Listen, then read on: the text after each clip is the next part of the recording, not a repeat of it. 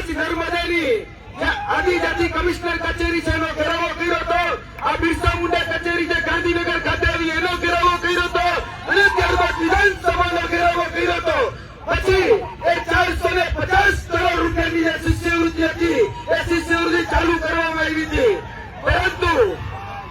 પરંતુ આજ વખતે ફરીથી એ જ રીતે જે આદિવાસી સમાજનું બાળક ભણી ગણીને આગળ વધે તેના માટે જે પોસ્ટ મેટ્રિક શિષ્યવૃત્તિ જે યોજના હતી એ ફરીથી બંધ કરી અને 550 કરોડ રૂપિયાની ગ્રાન્ટ આ સરકારે ક્યાંક ને ક્યાંક અટકાવી રાખીએ છે. ત્યારે આ માધ્યમથી હું સરકારને કહેવા માંગુ છું કે દિન 5 દિનની અંદર તમે આ આદિવાસી સમાજના બાળકોની શિષ્યવૃત્તિ જો એના ખાતામાં જમા ન કરી તો યાદ રાખજો આવનાર દિવસોમાં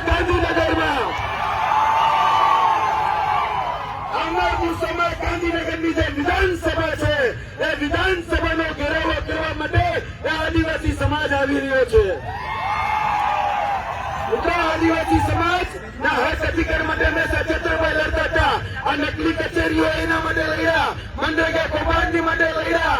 આજે જેટલી પણ તમારી શાળાઓમાં શિક્ષકો છે ને ત્યારે રિવર્સ દાંડી યાત્રા કાઢી આદરણીય છત્રભાઈ વસાવાએ લડત આપી છે. ત્યારે ખભોથી ખભો મિલાવીને અમે ચાલ્યા છીએ.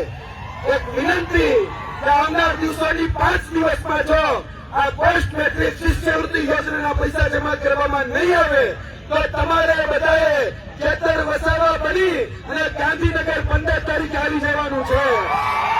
જય હિન્દ, જય ભારત.